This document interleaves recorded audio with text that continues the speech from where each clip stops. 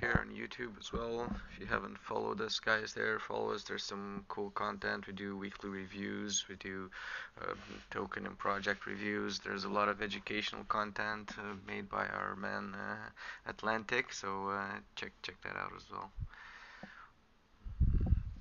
And yep, we are live. Hello everyone.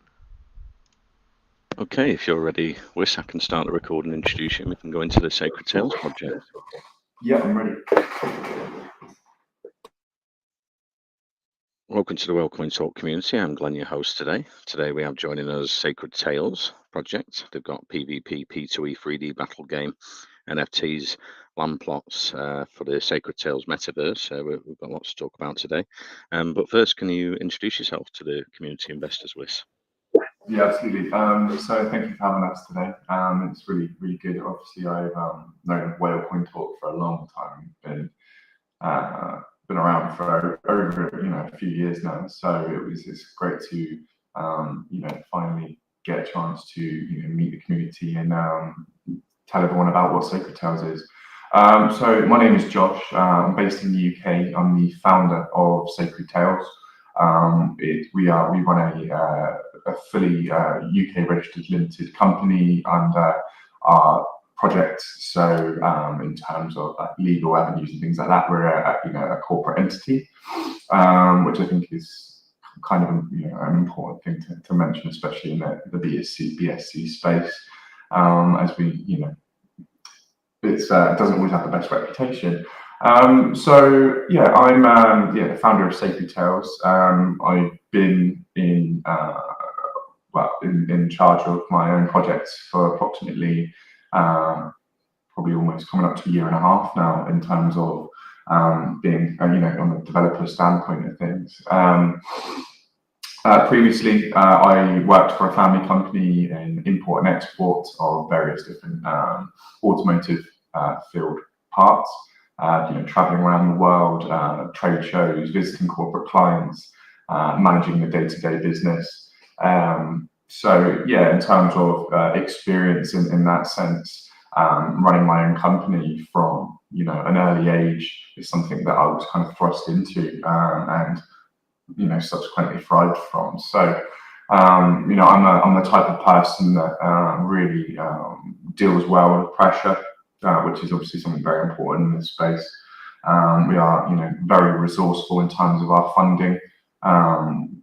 If you compare kind of budget schemes of other play-to-earn games, etc., with the budget that we've had and no venture capital backing, I think we've done an absolutely incredible job to get us the development of our game to the point where it is now. So yeah, that's a kind of quick summary of me.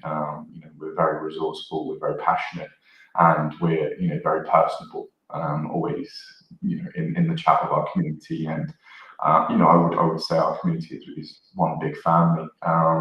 Really a really nice environment to be in. There are no kind of when marketing questions or anything like that you normally expect in any kind of investment Telegram groups. It really is a family of people that share the same passion in terms of wanting to see this project succeed. Okay, Wes, thanks for the introduction. So if we can start maybe with the PvP 3D battle game, what's the game mechanics for gamers there? How will it play out, the gameplay? Yeah, absolutely. So whilst the PvP element of it is a main focus of ours, the MMO aspect of the world itself is, I would say, the main genre of the game, really. It's an MMO world. We can fit up to 250 players on the server at any one point. I guess not server, world, should I say. So, in terms of social interactions, meeting up with friends, trading, dueling, all of that stuff, mini games. That is what Sacred Tales embodies. So for us, when we created Sacred Tales, the birth of the idea really, came down to how can we, create a really immersive experience for players to come in and play. So for us, having the MMO kind of where people can jump in, socialize, meet up with each other, chat, all of that stuff. It was something that we feel was definitely lacking, or maybe missing from play to earn games in general. Now, to kind of dive into the main core element of the game, which is the PvP battles. So how that works is that we have characters in game which are called Shinsei, and those Shinsei are the NFT characters that you will battle with. Now, you require 3 Shinsei to play the game. You can interact with your Shinseis in game. They literally follow you around. Like I would kind of throw it back to if you've ever played like Pokemon Yellow, when the Pikachu kind of followed you around, it's that kind of same feel.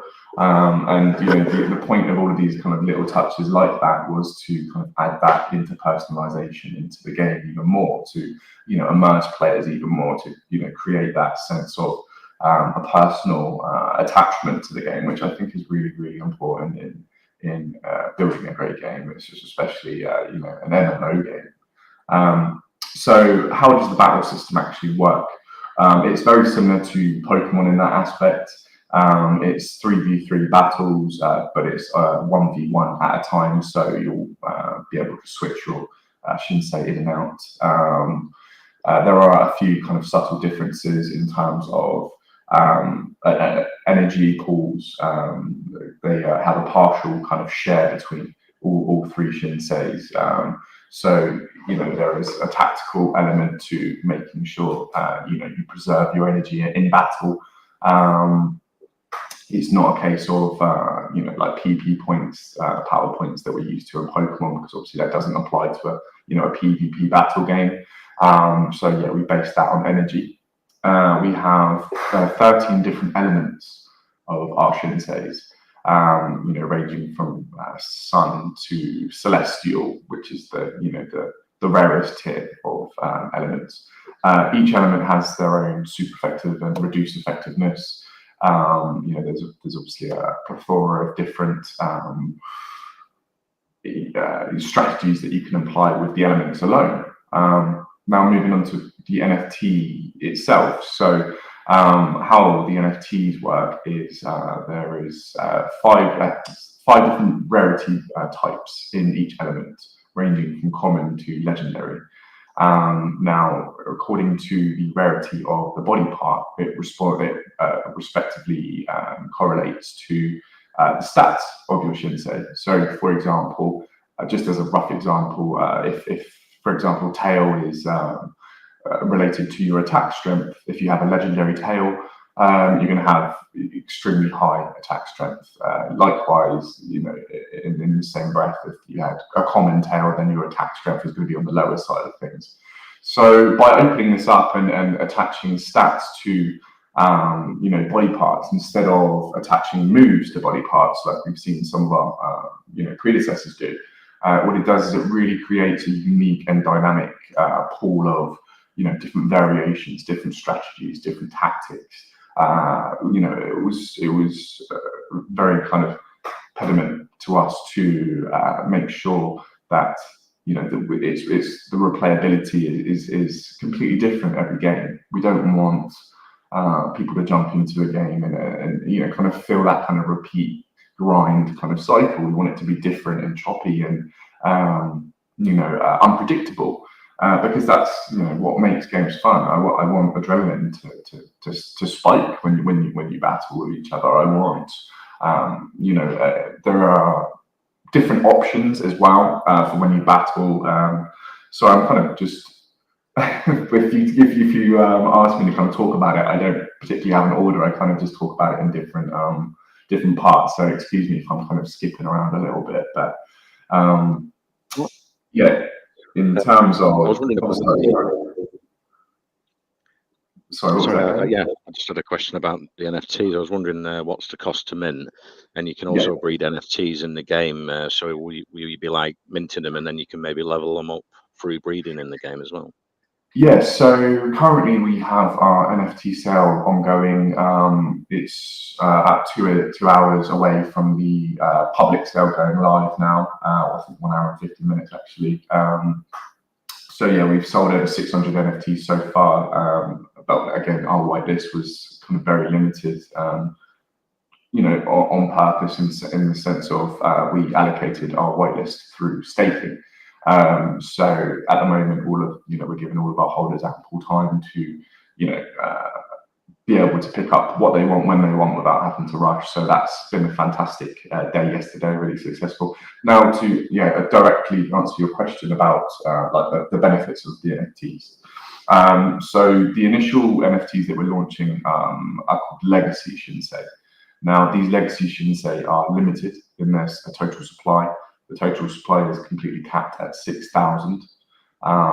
So what that means is that when the breeding comes into play with the NFTs, you won't be able to transfer the legacy stat over.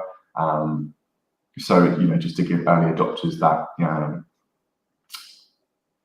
benefit to supporting the project from the get-go. And what legacy Shinseis do, how they differ from normal Shinseis is that when breeding two legacy Shinseis together, what is possible is you can actually have a small chance to breed a higher rarity tier than the two Shinseis that you're combining with. So adding that RNG to the breeding, sometimes you really don't know what you're going to get breeding. You really could get lucky and getting out of this wild Shinsei with a lower tier breeding of your legacies. So that's the main benefit and difference between the initial NFTs that we're offering and the the NFTs that you'll be able to breed in the game as we move forwards.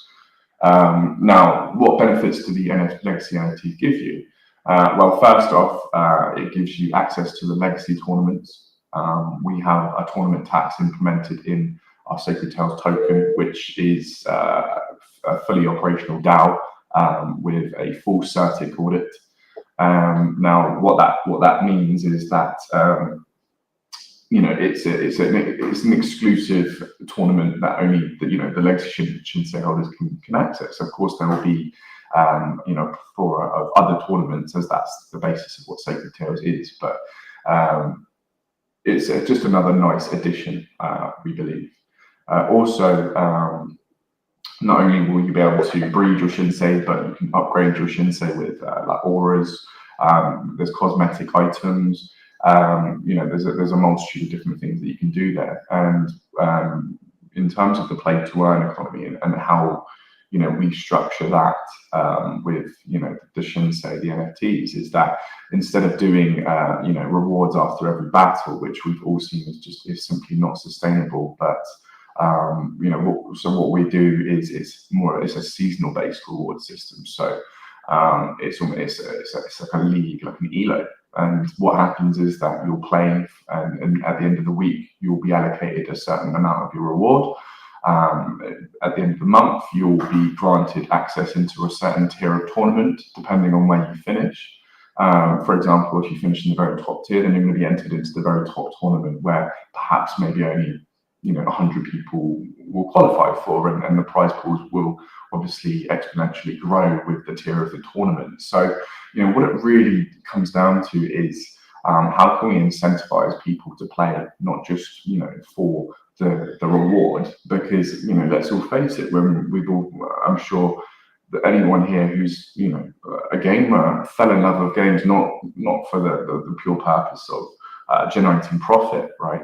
So it's one of those things as a founder or a developer of a play to earn project that you really have to think carefully about, because my history in gaming is very rich in Nintendo 64, Mario Party, Pokemon Stadium, all of those great classic Zeldas, Fable, all of these great games, and there was just such a simplistic beauty about them. Why were they so fun? Why were they so great? And why is it so hard to kind of recreate these types of games? And I think with what we're building at Sacred Tales, it embodies all of those favorite games of our past, and combining them into this monster that is Sacred Tales. So yeah, for us, it's really just kind of balancing that line between replayability and fun, and also making it highly investable for people in terms of return of investments. So one thing I wanted to kind of touch on actually is the three different types of investors that we want to cater for. So the first type of investor, of course, is the the one that wants to play the game, wants to if they're playing it for rewards, that's there for them. If they're playing it for fun, that's of course there for them as well. You've got the social elements and interactions, so people can just hang out, chill, play mini games against each other. Mini games kind of imagine like old school Bomberman and things like that. So you've got that side of things. Then also you've got the wager battles that we're implementing, where you can battle others for actual currency, which is really exciting and fun, because at the end of the day,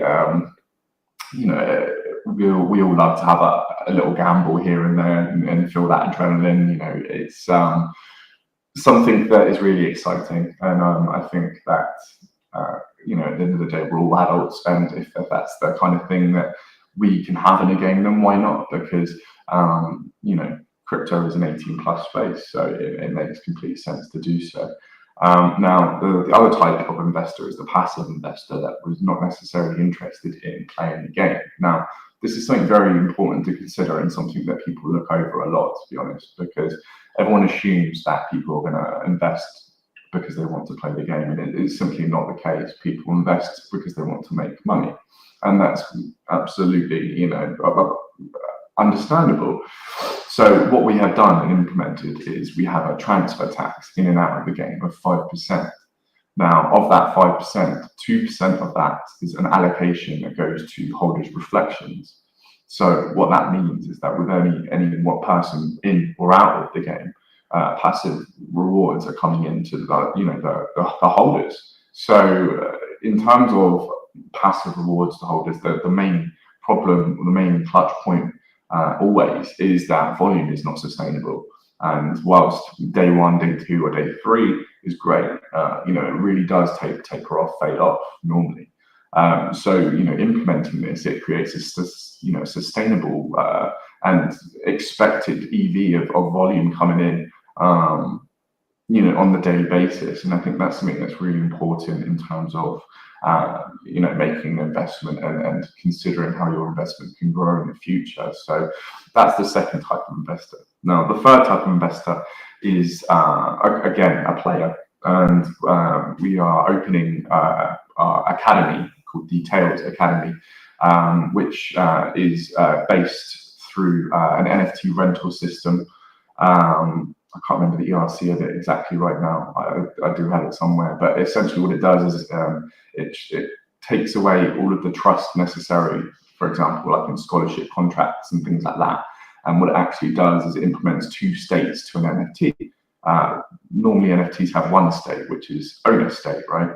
But this state, 2 states, is owner and user. So through our NFT marketplace, which we launched the beta for yesterday, it's called www.portable.com, we are going to be implementing that NFT rental standard system. So what that means is a completely DeFi mechanism of renting your Shinsei to people, and we are creating a DApp platform around that to support people that want to rent or want to rent Shinsei. So it's something that we want to encompass all around and make sure that every single box is really ticked off.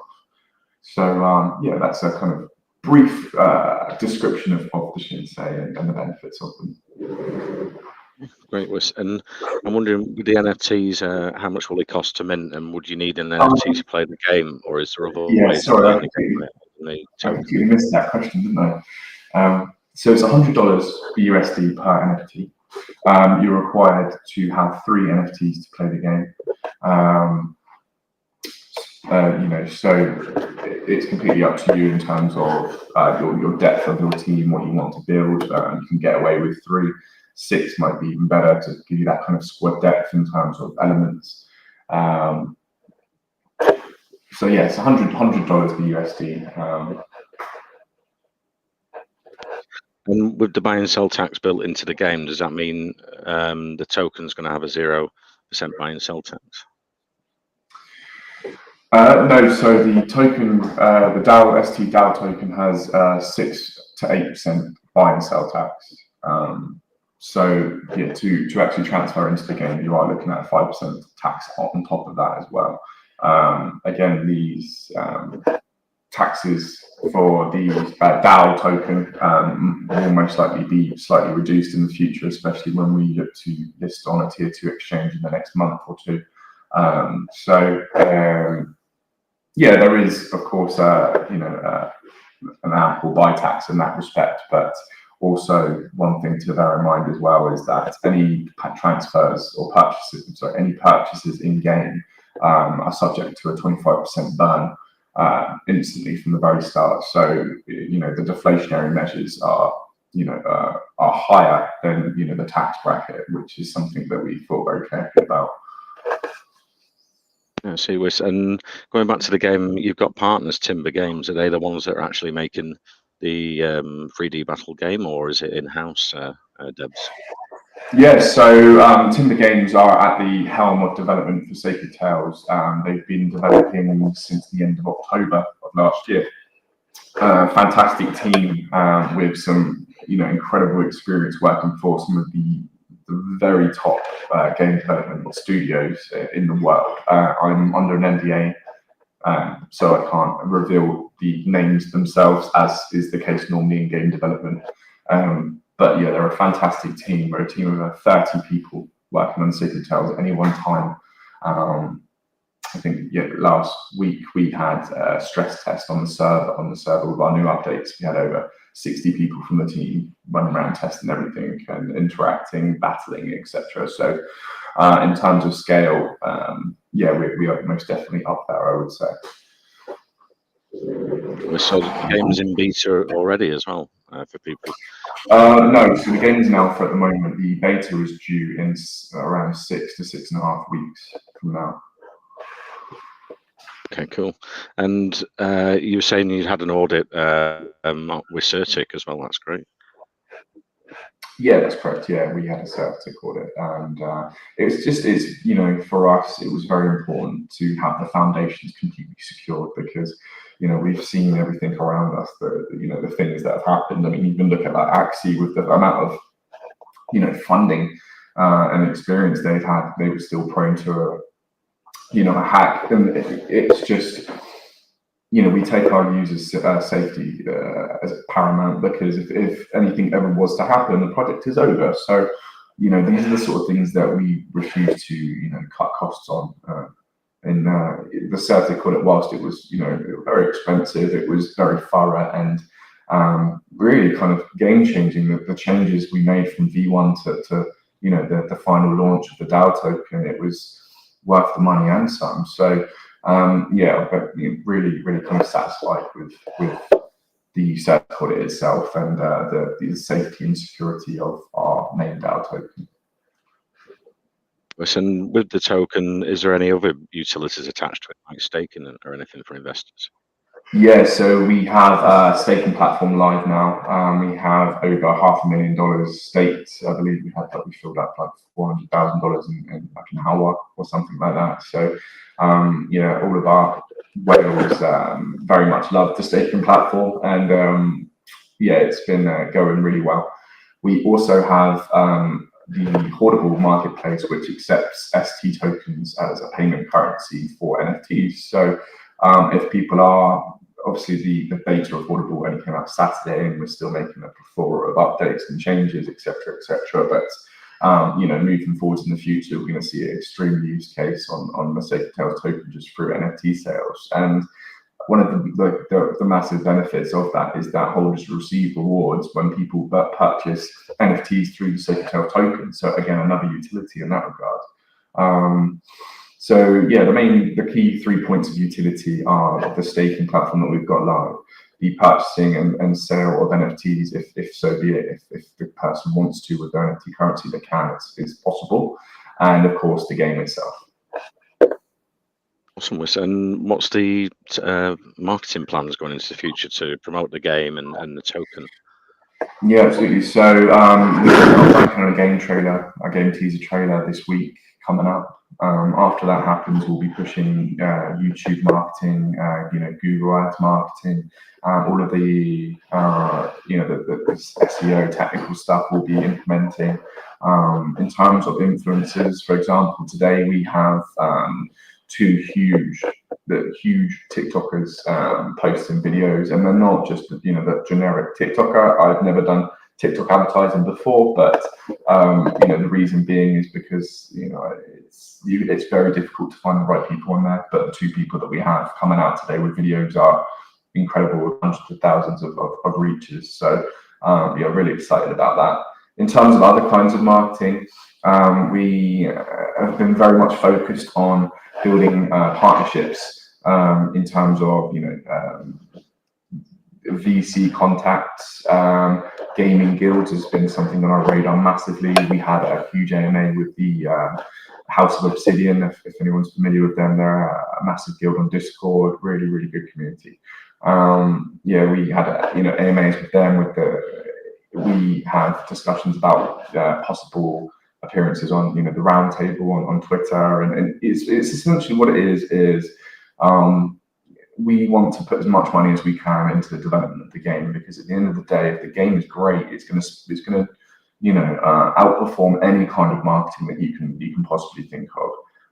So the priority has always been on the development. Now, that's not to say that marketing is a weak point of ours. It most certainly isn't. But we do the generic marketing that you guys are used to in terms of Telegram influencers, Twitter influencers, etc. But the real kind of price point here is how can we bridge over to the general public, the retail, the people that love games. It's a multi-billion-dollar market, and I'm not being funny, but most of these games out here will never be able to pull in retail investors from games that they're currently playing. Why would they? There's price points, cap points, all of this stuff. The game quality is inferior. A lot of the times, to be honest, the majority of these games that I see end up becoming interactive miners. Now, I know that's a bit of a sweeping statement, but I'm sure some of you would agree with me in that respect. What is Axie? I mean, there's the battle elements to it, really, but what you're doing is you're mining the coin. There might be a battle involved in that, but that is the main goal of the game, is to mine the coin, and that for us is just unacceptable. It's not good enough. So it really comes down to the philosophy behind why the game's built for us. Why is it being built? What's the purpose of it? Who are we there to cater for? Where are we going to grow to? How can it expand? How can we continue to build the player base? So the players that we are bringing in staying? Is the player retention rate high?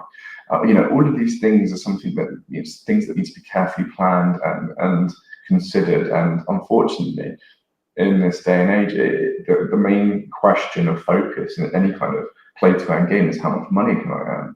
And for us, it's about just shaking that mentality. And I can guarantee if anyone was to spend a week in our Sacred Tales Telegram, they would be converted. I would wager that, because it's just the passion, the dedication, and the rapport that we have with our community. The fact that the community has a say in how we build Sacred Tales and expansions that we want to put out. That's why we have the DAO. The DAO isn't there for meticulous decisions like you're normally used to about tax changes or whatever. The DAO is going to be about which elements do you want next. What mini games should we develop? Here's a choice of 8 mini games. Which one would you like to see first? These are the sort of things that we want to integrate. We want to gamify, our DAO in that respect, and give people a say in that. Because what that does is it gives people a very powerful opinion in their investment in terms of what we develop next for them. And I think that's ultimately super rewarding for someone that is holding a considerable amount of the token and has a considerable vote in the next update on Sacred Tales. Okay, great. Let's open it up to investor questions. Let's see. Aisha, you had a question for Wiss at Sacred Tales. Go ahead. Yeah, thanks, Glenn. So it's mentioned on your light paper that Landplots also provide players with daily energy boost so players can play and earn more. I was thinking how much energy will each player have without land plots and how many PvP battles players will be able to participate per day. All right, yeah, that's a great question. So yeah, with Landplots, there's a plethora of different benefits. One of them, I will get to your question, I promise. One of them is, the increased rarity traits that you can gain whilst breeding your Shinsei. So you can actually build element shrines on your Landplots as well to increase that. Of course, your Shinsei will be able to roam freely around your Landplots and et cetera, et cetera. But, how does that benefit? Really, that's the question, right? And in terms of energy, it's not something that we've completely finalized yet. So I will be honest with you, it's something that's currently still a work in progress. It's something that we're still polishing and fine tuning and gaining user experience feedback on, because what the best way to find the best suitable playthrough in terms of balance of energy is to have 100 people playing it every day, daily, and to gain that really valuable user feedback and what works, what doesn't work, how can we improve it. So in terms of limitations on battles, like friendly battles, you'll never have a limitation on. So if you want to play with friends or whatever, that's completely separate. You can do whatever you like in that regards. Now, to qualify on the ranking system for end of week or end of month rewards or tournament entries, yeah, of course, there will be limitations in that respect, because without doing so, people would abuse the system. That's just the simple nature of things, and that's just what we do as humans. We try and push and push and push, so we have to have limitations in that respect. Now, I can't give you an exact number on them yet, but they will be very generous. So yeah, sorry if it's not completely answering your question. That's the best I can do for now. God, you answered really well. Thank you. Thank you for answering. Thank you for the question. Okay, thank you for the questions, Aisha. Unfortunately, we're running out of time today, but we do have the socials, the website, and the white paper in our official chat here at WellCoin Talk. So if you want to head over there after the AMA, if anyone's got any questions, we can get you safely there. As we say, WellCoin Talks for research and educational purposes. It's not financial advice. But yeah, if you've got any questions, like I say, just go into the main chat. And there's a link there to the Telegram. Thank you very much for coming today, Wiss. It's been great speaking to you. It looks a really cool project for our community investors to hear about today, and I'm looking forward to the future. Absolute pleasure, mate. Thank you, Glenn, for having us. And if I could just kind of end on, we are running competitions all day today for cash prizes. I think we have over $500 in BUSD to win and free NFTs to gain as well. So if you're interested in competing in those prizes, please jump into our Telegram and check it out. And yeah, we also have a really cool bot running, completely brand new innovative bot for NFT mints. So it's just super cool to just come in and even just kind of bot watch and see what everyone's minting and things like that. So please jump in, don't be shy, and we would love to have you guys in our community. So thank you so much for having us, and have a great day. We'll take care. And these NFTs that are launching in a couple of hours, where can investors pick them up? Is it on the website? It's on the website, yeah. So it's on the subdomain mint. So it's mint.sacredtales.com. For any more info, just jump in the chat. There's a link that links you directly to the mint site from the bot as well. So yeah, if anyone has any questions, yeah. That's awesome. Thanks very much for coming out. So thank you for having us, and have a great day. Thank you for coming with us. Yeah, I'll finish the recording and put that into our main chat for anyone who couldn't join the call today, and I'll send a copy over. You can share the YouTube stream that's been recorded today as well. Yeah, perfect. That'd be great. All right, thank you. Nice to meet everyone, and take care.